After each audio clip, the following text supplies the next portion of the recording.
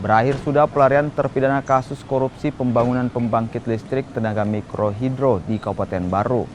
Terpidana Hamka bin Tuwo Kalbu ditangkap di Pelabuhan Kampung Baru, Balikpapan, Kalimantan Timur.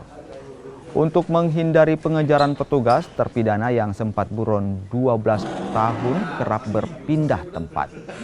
Terdakwa terbukti bersalah dan divonis 2 tahun 2 bulan penjara dan denda 50 juta rupiah oleh Pengadilan Negeri Baru pada 3 Agustus 2011 lalu. Putusan Pengadilan Baru dikuatkan dengan putusan Pengadilan Tinggi Makassar pada 27 September 2011. Perbuatan terdakwa menyebabkan kerugian negara sebesar Rp194.485.800. Setelah ditangkap, terdakwa dibawa ke lapas untuk menjalani masa hukuman.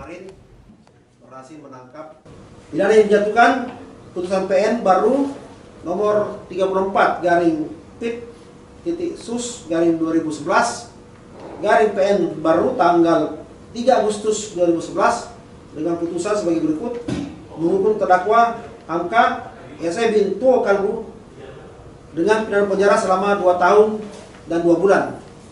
Menghukum pula terdakwa Hamka membayar denda sebesar 50 juta rupiah subsidiar. Apabila tidak dibayar, dendanya akan diganti dengan kurungan selama 3 bulan.